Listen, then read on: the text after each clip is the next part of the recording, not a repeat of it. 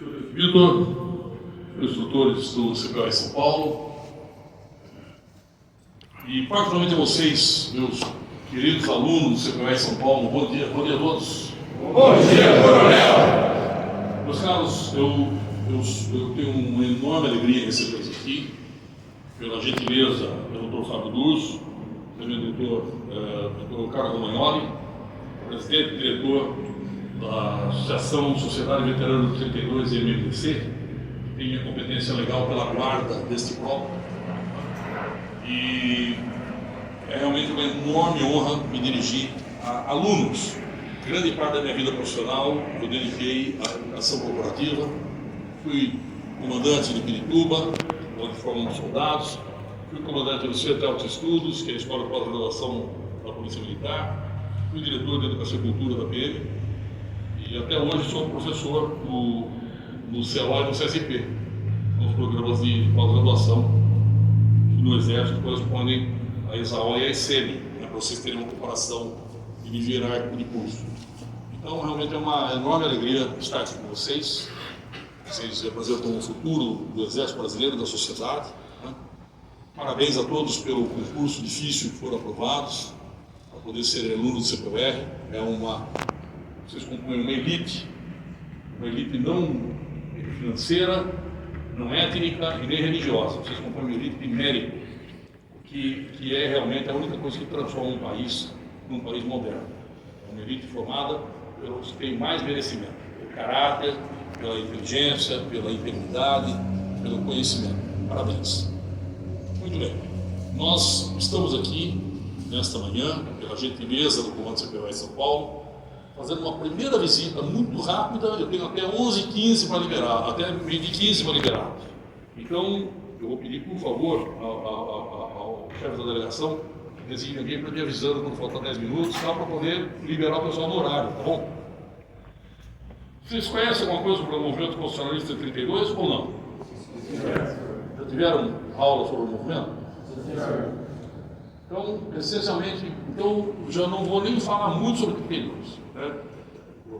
Se for o caso, depois nós podemos até programar uma palestra no 32, embora os senhores tenham instrutores capacitados para falar sobre isso. Bom, eu sou o Coronel Arruda, na reserva da Polícia Militar, sou doutor em História da Cultura pela Universidade de Mackenzie, sou pós-doutorando pela Universidade de São Paulo e meu tema de estudo é a Revolução 32. Tá? Então, nós vamos falar um pouquinho sobre, só lembrando os pontos essenciais. 30, nós temos a Revolução, a qual o Vargas é levado à direção dela. Não foi ele que fez a Revolução, ele é conduzido à chefia dela. Nós temos, a partir de 32, de 31, a partir de novembro de 30, é suspensa a vigência da Constituição Federal. O país passa a viver por decretos-leis, com interventores, o país passa a viver uma ditadura. E São Paulo, que é a época, a unidade federativa mais desenvolvida da União, junto com o Rio e Minas, exige um governo civil e paulista para governar os estilos da terra, porque o Vargas não atende. A situação vai se agravando. 25 de janeiro de 32 há um grande protesto na Praça da Sé, onde pela primeira vez se utiliza uma bandeira com listas brancas e negras, a noite e o dia e a noite,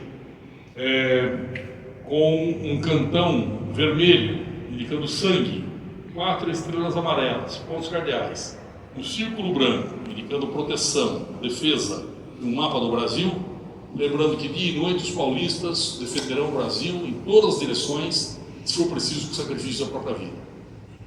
Essa bandeira ela é resgatada, ela tem sido concebida para ser bandeira do Brasil República. Ela foi abandonada porque, dia 19 de novembro, Deodoro da Fonseca escolheu a bandeira do Império, só trocando o brasão de arma do Império pela foto do céu da capital federal. Né? Muito bem. E essa bandeira que foi abandonada acabou sendo resgatada dia 25 de janeiro de 32. As manifestações públicas vão se tornando cada vez maiores. Nós vamos ter o 23 de maio, quando Pedro de Toledo, é um interventor civil paulista, escolhido por Vargas, vai dar posse ao seu secretariado. Na posse do secretariado acontecem as primeiras confusões, primeiros atos de violência. Não posso me estender aqui sobre isso agora, daria mais um tema de palestra, mas acontece atos de violência naquela noite de 23 de maio. A multidão irada começa a deslocar, vai até a Praça do Patriarca, cujo nome havia sido trocado para Praça João Pessoa, arranca todas as placas que dão nome a João Pessoa nessa praça, restaura o nome de Praça do Patriarca, nome que tem até hoje, né? E o nome João Pessoa nunca mais dá nome a praça nenhuma na cidade de São Paulo. Olha que coisa curiosa, né? A multidão começa a empastelar jornais favoráveis a Vargas, a multidão se arma nas lojas de armas da Avenida São João, da Líbia do Badaró, segue em direção à Praça da República e tenta invadir a sede do Partido Popular Paulista, onde estão adeptos de Vargas. Há uma reação armada por parte dos ocupantes do escritório, a praça é metralhada, e a partir daí se estabelece um enorme tiroteio na praça, e desse tiroteio, dessa primeira rajada, caem mortos três jovens: Martins, Miragaia e Camargo. Drauzio, que tem 14 anos, é ferido por um tiro transversal, um tiro transfixo ao abdômen dele. Na época não havia antibiótico, havia sulfa, então o derramamento de fezes na cavidade abdominal do Drauzio resulta numa sepse e ele morre dia 28 de maio. Então, na manhã seguinte a esse episódio, duas coisas acontecem. É criada uma guarda paulista para preparar São Paulo para a guerra, e essa guarda logo depois vai mudar de nome para MMDC, Martins de Drauzio Camargo, e também a Rádio Record, ao entrar no ar naquela manhã, o radialista César Ladeira pede para o DJ colocar um disco, uma marcha militar. Ele fala qual? Ele falou qualquer uma. Ele joga a mão na estante, puxa um disco, põe na vitrola. Você sabe o que é disco? Você sabe o que é vitrola? Então tá bom. E são termos paleozoicos que a gente tem que resgatar de vez em quando, né? E da era Cretácea. Então, a música que entra acidentalmente para o boletim extraordinário é Paris Belfort, uma marcha francesa, que acaba se tornando o hino da Revolução, acidentalmente, e quase um hino não oficial do próprio estado de São Paulo. São Paulo tem um hino que ninguém conhece, mas Paris Belfort acaba sendo quase um hino não oficial do estado de São Paulo. Toda a solenidade de São Paulo toca esse hino, né? Bom, no dia 9 de julho eclode a Revolução.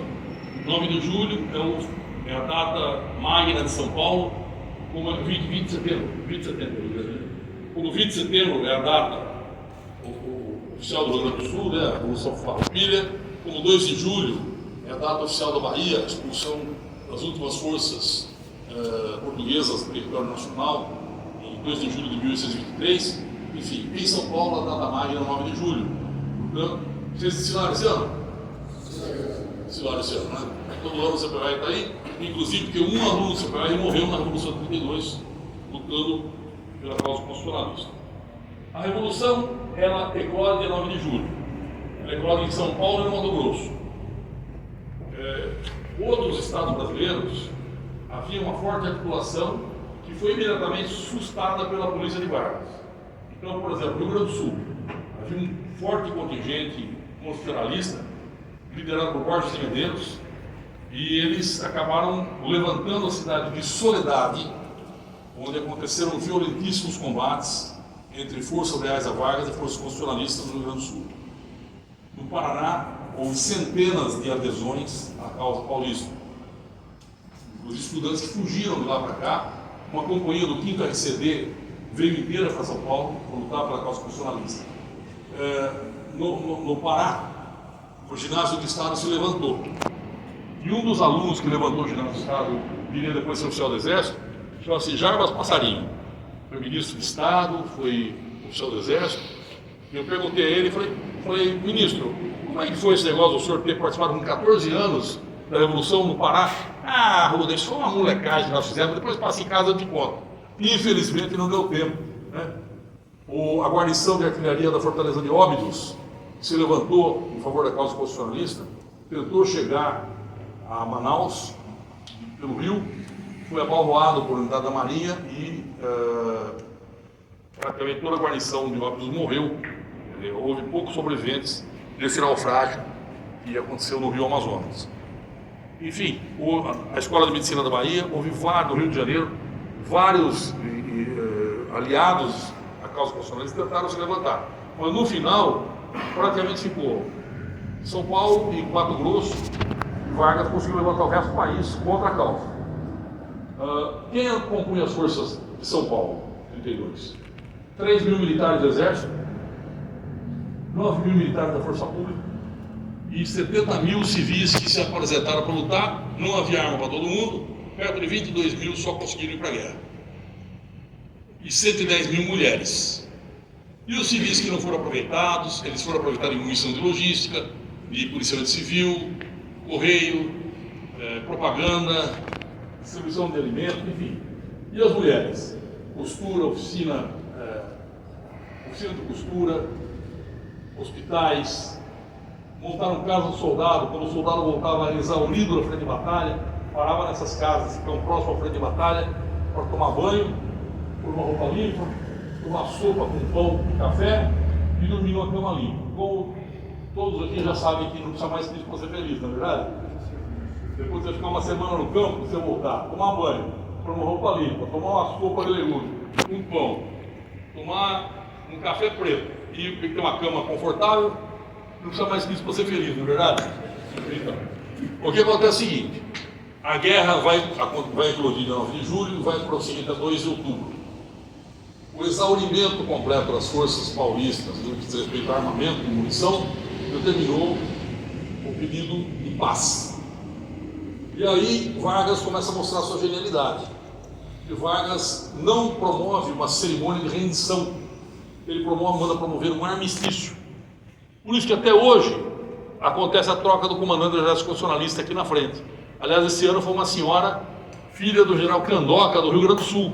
Ele foi o grande comandante militar constitucionalista no Rio Grande, ao lado de Borges de Medeiros. Essa senhora veio tomar posse no Exército Constitucionalista esse ano aqui, né? Então o que acontece? O Exército Constitucionalista continua ativo, continua de pé.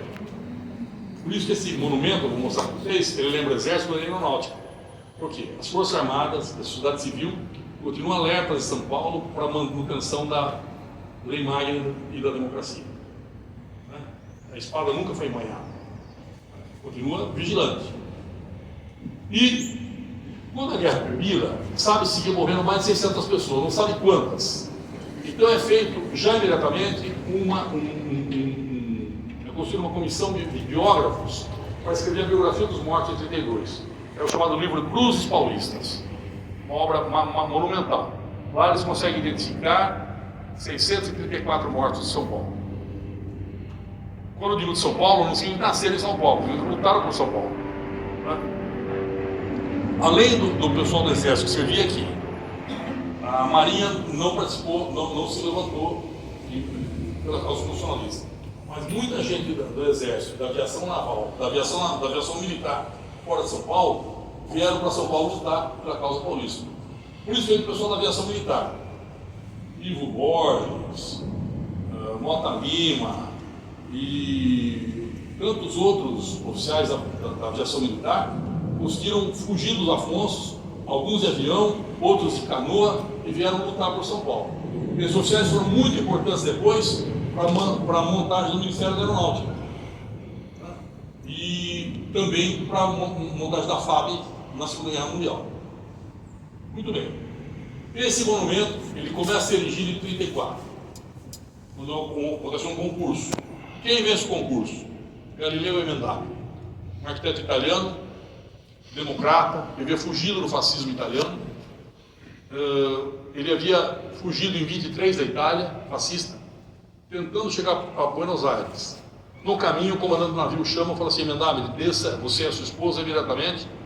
Eu identifiquei 3 agentes da OVRA, da Polícia Política de Mussolini, que eu posso neutralizar você aqui no caminho. Então, antes que eles matem você, para no primeiro curso. Ele tem 6 anos, com a nossa sorte. Ele veio para São Paulo, começou a trabalhar, fazer monumentos, fazer obras funerárias, e aí, ele vence o concurso de 34 para a construção desse monumento colorado. A obra só vai começar Eles só vão ter dinheiro para começar no final dos anos 30, mas aí está no novo. Vargas cria toda essa dificuldade para que essa obra aconteça. Essa obra vai acontecer para valer mesmo no final dos anos 40. E ela é inaugurada em 9 de julho de 60. Isso é terminado em 9 de julho de 70. Mas até hoje tem 2 piras externas aqui que nunca foram construídas. Então, teoricamente, essa obra não foi terminada. Tá? Emendabile como eu falei, ele é um inimigo das ditaduras. Ele vence em 41 um concurso para o monumento ao Duque de Caxias, Fererigi de São Paulo. Vargas vai anular o concurso, promove um concurso, quem ganha o concurso é Vitor Brecheret. Ele erige aquele belíssimo cavalo de bronze com Caxias ali na Praça de Isabel. E o monumento de Caxias, o monumento vencedor de Galileu Emendabile, que é a passagem de Itororó, é abandonado, nunca é construído. Detalhe: 5 anos atrás, a Fundação Cultural do Exército Brasileiro, o Departamento de Educação e Cultura do Exército, o comando da Academia Militar das Agulhas Negras, resolveram finalmente erigir o Panteão a Caxias, que é peça essencial do projeto do Marechal José Pessoa, quando ele concebeu a Academia Militar das Agulhas Negras. E qual é o monumento que eles escolhem para instalarem no Campo de Marte?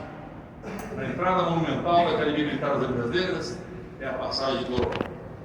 Então, mais de 90 anos depois, praticamente, de Emendabile haver projetado esse monumento e ter sido proibido de ser instalado por Vargas, o Exército resgata esse monumento e vai instalá-lo finalmente ali na entrada da mata. O projeto está pronto, com o capitão recurso. Eu creio que... O senhor tem notícia de quando ele vai ficar pronto esse monumento? Mas é o Panteão Caxias que vai ser instalado no ponto mais nobre da Academia Militar da Brasileira. Bem, vamos falar desse obelisco aqui então, rapidamente. Esse obelisco ele tem uma forte conotação esotérica, tem uma forte conotação iniciática e hermética, portanto ele só se abre aos iniciados. Eu vou falar um pouco para vocês, não dá mais tempo de falar tudo, por causa do horário, mas vamos falar essencialmente o que é essencial aqui. Primeiro, nós temos 3 grandes áreas. Essa é a chamada Sala dos Passos Perdidos. É aberta a qualquer pessoa. Né? A luz vem de fora. Aqui nós temos banheiro, aqui nós temos copa, aqui nós temos administração, livro de presença. Qualquer pessoa entra aqui e tal. Daqui para lá começa a área iniciática. A próxima sala é a sala de reflexão. Vocês verão que não tem luz externa, ela é pouco iluminada. A iluminação vem de trás dos ossários, é a luz dos mortos que ilumina os vivos, e é uma sala, como o nome diz, de reflexão. Vamos caminhar. Todos os números aqui, todos os números aqui estão ligados ao 3, ao 6, ao 9. 9 por quê? 9 de julho. E ao 7 também. 9 de 7 e 9 de julho. Quantos arcos nós temos na entrada? 3. Quantos arcos teremos para passar para a sala de reflexão? 3. Todos estão ligados ao número 9. Ok? Vamos lá. A sala de reflexão. Como eu falei a vocês, isso aqui é uma crítica, um momento funerário, um lugar de reflexão. Toda a luz aqui ela é indireta, ela vem de trás dos ossários. É a luz dos mortos que ilumina a caminhada dos vivos. Cada ossário desse tem as cinzas, os ossos de um combatente 32. Observe que o primeiro ossário ali em cima é de um jovem tenente, o segundo, né? O primeiro ou o segundo? Isso. É um jovem tenente superior, aluno como vocês que morreu em combate. Chalei? Isso, perfeito. Perfeito. É isso mesmo. Aqui nós temos uma placa dos estudantes Mackenzie que morreram na guerra. Ali nós temos a carta de Santos Dumont, que é a última carta que ele escreve, evocando a unidade nacional dentro da ordem constitucional. Mais ao fundo nós temos uma carta do capitão-general da Companhia de São Paulo, Morgado Mateus, brigadeiro Luiz Antônio, exaltando ao rei as qualidades bélicas paulistas. E à direita nós temos um poema de Guilherme de Almeida chamado Oração da Última Trincheira. que esta, segundo o Guilherme Almeida, é a última trincheira. É importante vocês observarem que todo lóculo onde tem ossos tem a origem do soldado, porque a maioria deles, nós temos um terço deles que não são paulistas de nascimento. Pessoal, os paulistas estão falando de uma questão ideológica, não uma questão geográfica, tá bom?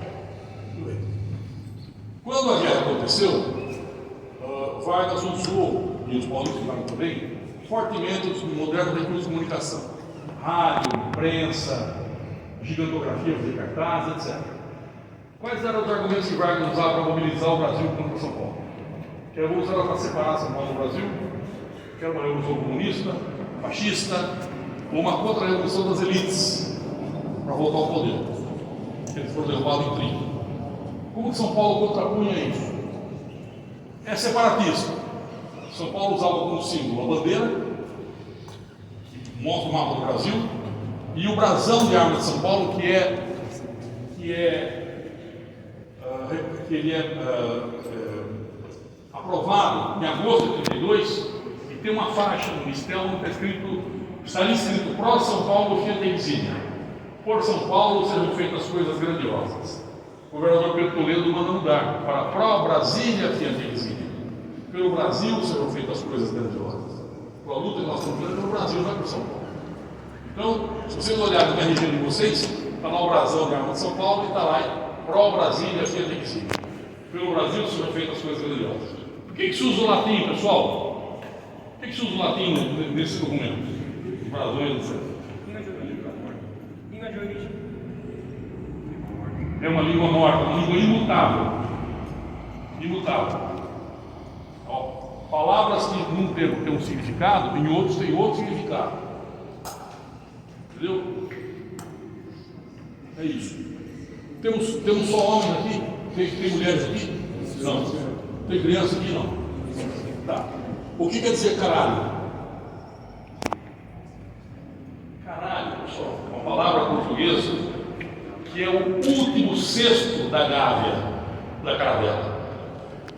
Tá? 40 metros de altura. Então vocês imaginam um navio daquele tamanho, pequenininho, no meio do Atlântico, e jogava. Não é?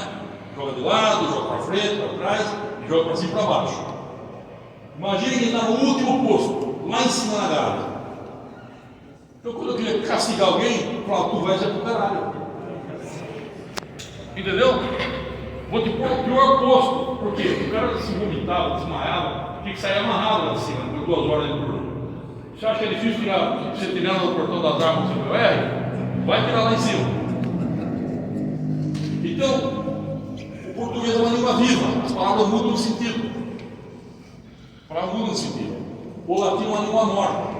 Portanto, quando você fala assim, pró-Brasília, fiat exília, daqui a 2000 anos as pessoas vão continuar entendendo o que significa pelo Brasil serão feitas coisas grandiosas. Porque, como o senhor muito bem colocou, é uma língua que não muda, é uma língua morta. Não é como o português, é uma língua viva que está sempre lutando. Tanto que vocês acharam, vocês ficaram espantados quando eu perguntei. Eles, cara, você falou, não, que pergunta é essa? Esse é o sentido atual. Tem nada a ver com o sentido atual. Vamos lá?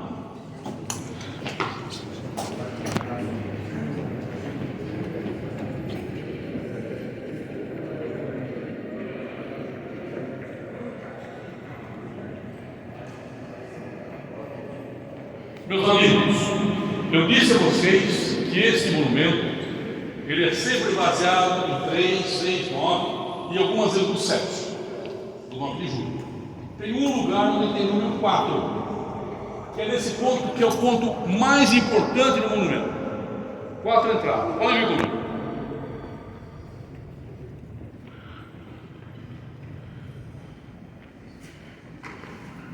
Onde é que vocês estão identificando o número 4 aqui? Perfeito. São 4 entradas, 4 portas, 4 arcos de acesso. Confere isso, Carolina? É isso aí? Tá bom. Então, pessoal, 4 elevado, aí já não vou perguntar para a Maria, vou perguntar para a engenharia. 4 elevado ao quadrado? 16. Muito bem, 16. Eu não sou engenheiro também, viu, pessoal? Pode ficar tranquilo, sou péssimo matemática. Você pode ouvir lá? Eu também. mais ou menos.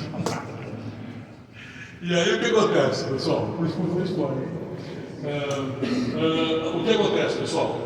4 elevado ao quadrado, 16. 16, na cabala, é a carta, no tarô, o carta do tarô 16, é a carta da torre. É a torre. No tarô, a carta 16 mostra a torre, que é o lugar onde serão julgados os homens pelos seus filhos.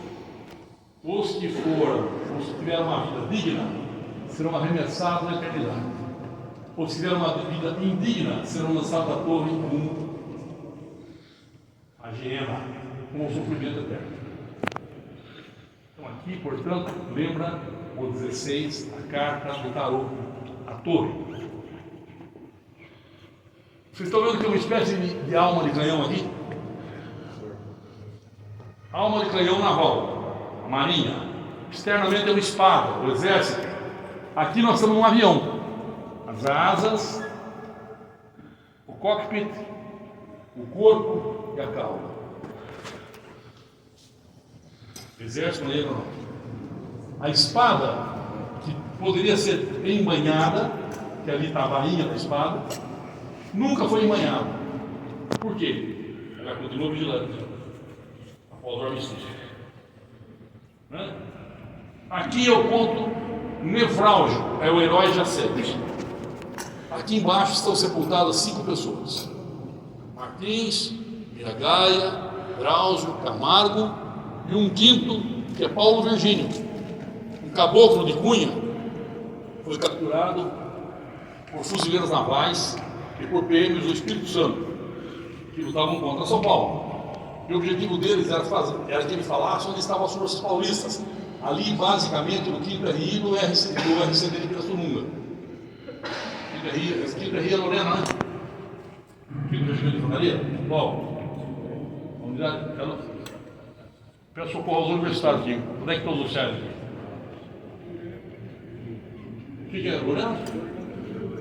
Quinto Rio. É o Quinto Rio, exatamente. Perfeito. Então o que acontece, pessoal? Ali, essas forças estavam, conheciam melhor o terreno, estavam ocultas e emboscando as forças de Dr. S. subiram.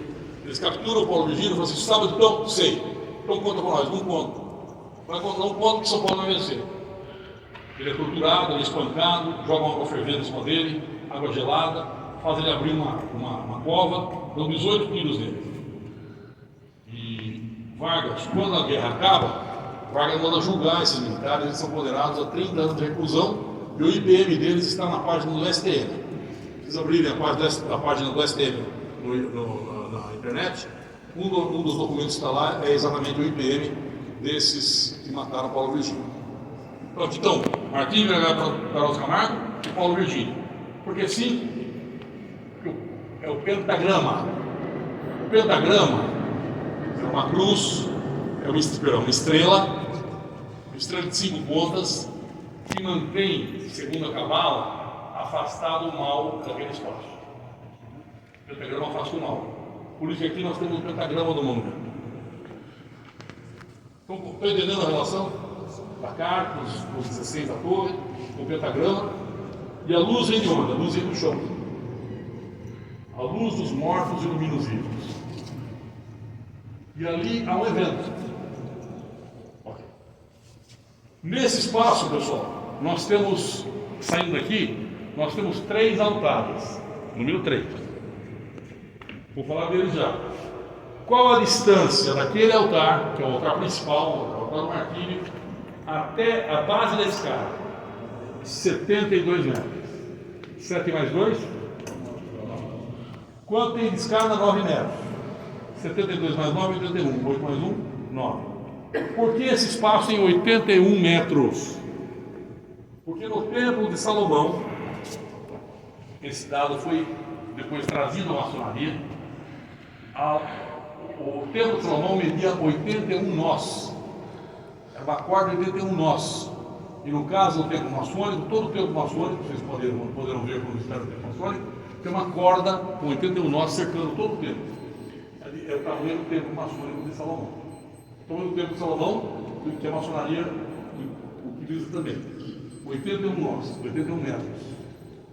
Tá? Qual a altura desse obelisco? 72 metros. Por isso, se ele cair lá de manhã, 7 mais 2, 9. Qual a altura do piso? Daqui até o primeiro piso, 9 metros. 72 mais 9, 81. 8 mais 1, 9.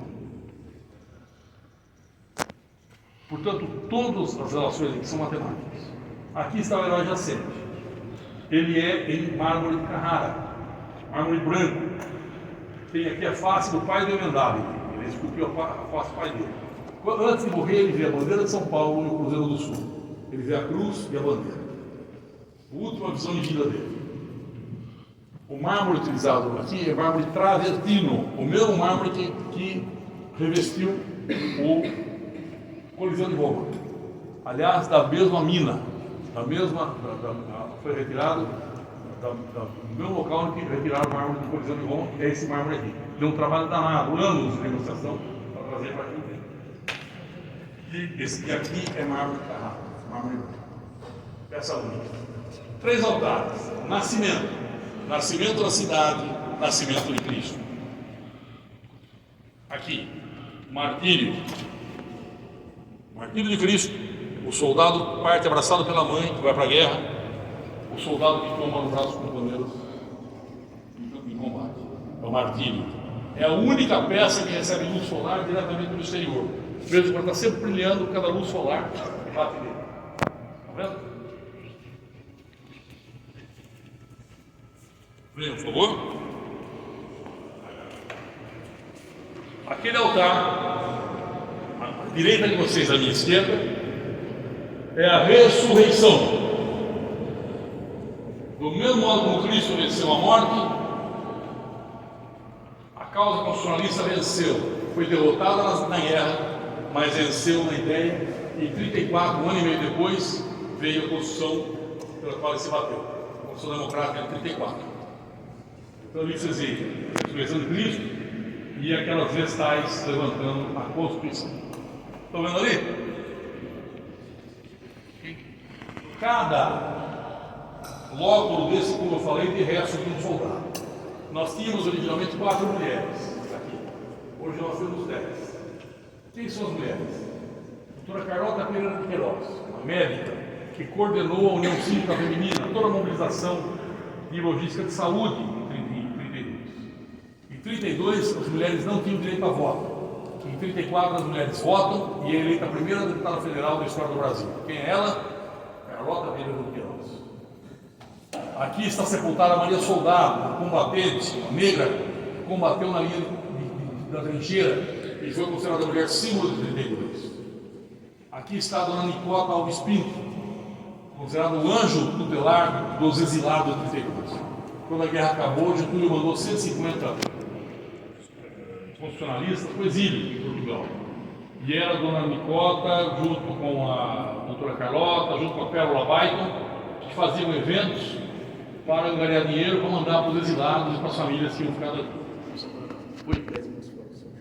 Deu para acabar? Tá bom. Só 3 corpos íntegros foram sepultados aqui. Ali do Ibrahim Nobre, o tribuno da Revolução, o orador da Revolução. Aqui Guilherme de Almeida, o poeta da Revolução, e da esposa dele, que pediu para ser sepultada a morrer. Então eles estão aqui. Ok? Hoje nós temos 10 mulheres sepultadas aqui, no Maldoa. Vamos subir rapidamente, só temos 10 minutos. Quero só mostrar uma coisa em 5, 6 para poder encerrar. Vamos lá, pessoal, rapidamente. Ok, pessoal, esta é a praça do obelisco. Ok? Se vocês observarem, ela forma um coração. Estão vendo que ela forma um coração? 1932 metros quadrados. Essa praça, ela tem 32 fontes. Lembrando o sangue, suor e lágrimas derramados pelos combatentes. Esta praça, ela tem um pênis em conjunção com a vagina da terra. Ou seja, é a fecundação do solo pelo ideal constitucionalista. As novas gerações que sucederão, elas vão lembrar sempre dos ideais que inspiraram esse movimento. Esse é o sentido. Tá bom? Quantos metros o obelisco aqui na parte externa? 7 e 2. 9 para baixo. Face norte, sul, leste, oeste. Que é face sul, ó. Face sul, face norte, face leste, face oeste. Tá? Ele está locado numa posição, eu não lembro a posição oeste, mas a posição sul é 23,52. 235 mais 5, 10 e mais 2, 12. 1 mais 2, 3. A posição geográfica dele também está ligada ao 9 de julho. Né? Esse monumento originalmente deveria ter sido alocado no centro do parque, mas quando o MNW ele pediu para o arquiteto que dirigiu a construção do parque, que foi Oscar Niemeyer, para colocar no centro, ele falou que não permitiria. E ele então, Niemeyer concebeu um outro monumento para colocar no centro do parque, em homenagem ao quarto centenário de São Paulo. O monumento que o Niemeyer concebeu ruiu no dia da inauguração, dia 25 de janeiro de 1954. Se vocês quiserem ver esse monumento, é possível. Vocês conhecem um doce chamado Dadinho? Vocês sabem que ele foi lançado no dia 25 de janeiro de 1954? É o doce do quarto centenário de São Paulo. Ele tem um papel, ele é embrulhado em papel alumínio, o mesmo que os aviões jogaram sobre São Paulo no dia 25 de janeiro. E ele tem um desenho, podem ver depois, que é uma espiral azul. É o monumento que o Niemeyer concebeu e que caiu no dia que inaugurou. Mais um monumento aos heróis do 32 está de pé. Vamos lá, de pé.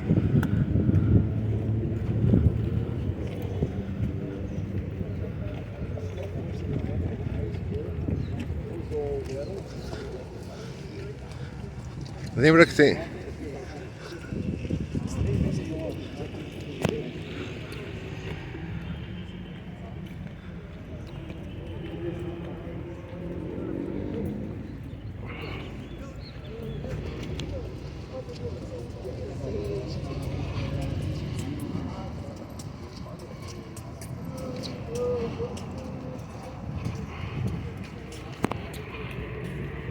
Esta porta, pessoal, é a porta da glória, a porta sul. Aquela porta norte é a porta da vida. Você entra pela vida e conclui na glória. Tá? É uma porta etrusca, em bronze. Portanto, ela lembra aquela arte pré-romana dos etruscos.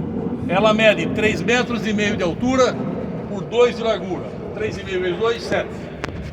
Vamos ver.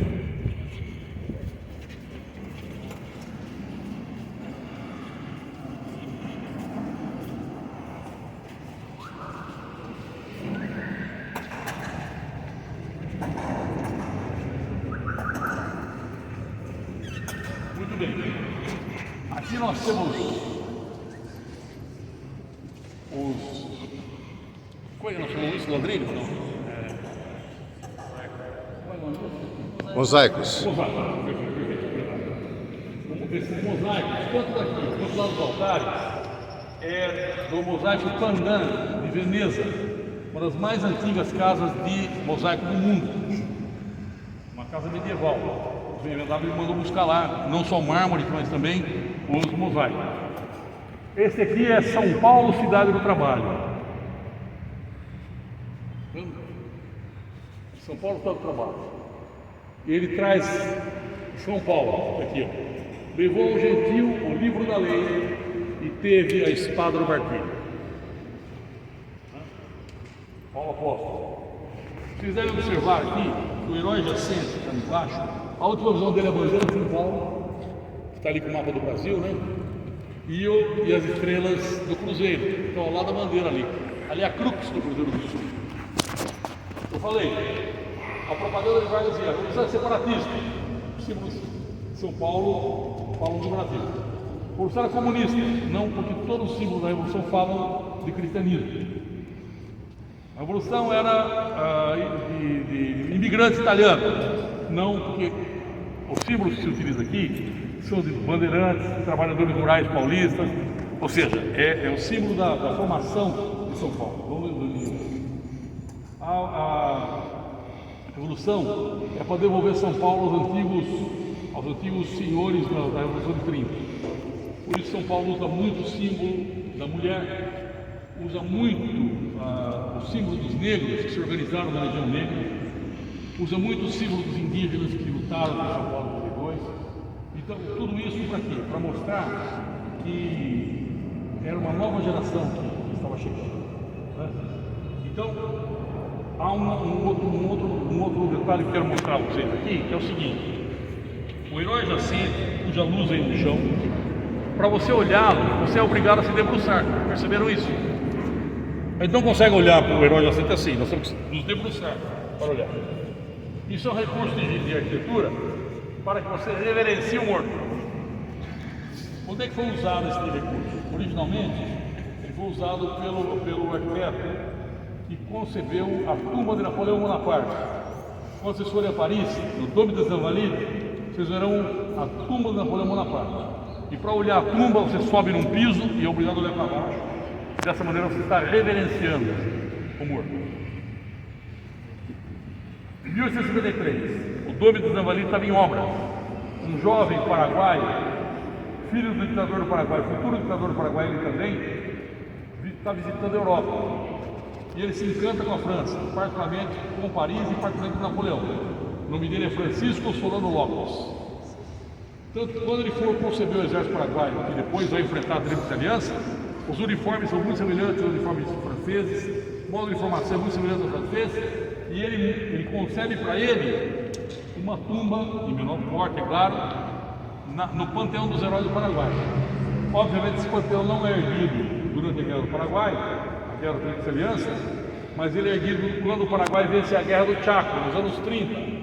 Aí sim a obra terminada, em 39 é inaugurado o Panteão aos Heróis do Paraguai, no centro do qual está a tumba de Solano Lopes. Para você observar também você tem que se curvar. E aqui, no projeto de 34, que só foi realizado em 1960, para você observar o herói Jacinto, você também tem que se curvar para reverenciar o herói Jacinto, tá bom? Quem não viu ainda, aproveita para ver, por favor. Meus amigos, eu quero agradecer muito a vocês por essa oportunidade, aos oficiais do CPR que conduziram essa delegação, ao seu comandante do CPR. Quero dizer para vocês a minha admiração por vocês. Vocês, como eu falei para vocês contam uma elite transcendente, ou seja, o futuro do Brasil está na mão de vocês, né? E é uma geração que vai ter que pensar num Brasil diferente do que nós pensamos. Nós pensamos muito em reverenciar o passado. Vocês também vão ter que reverenciar o passado. Mas a geração de vocês vai ter que reverenciar principalmente quem ainda não veio. Vão ter que reverenciar o futuro. Que país nós vamos deixar para quem não veio? Que natureza, que água, que cidade, que segurança, que ar nós vamos deixar para quem ainda não veio ao mundo e vier depois de nós. É um grande desafio ético para a geração de vocês. Muito obrigado a todos. Sejam muito felizes, boa conclusão do CPR e aqueles que forem permanecer no serviço ativo, bom serviço, os que voltarem para a sociedade, continuem contribuindo para uma sociedade melhor no Brasil, né? Muito obrigado, estou à disposição de todos, tá? Obrigado. Excelente. Vamos seguir em direção à saída.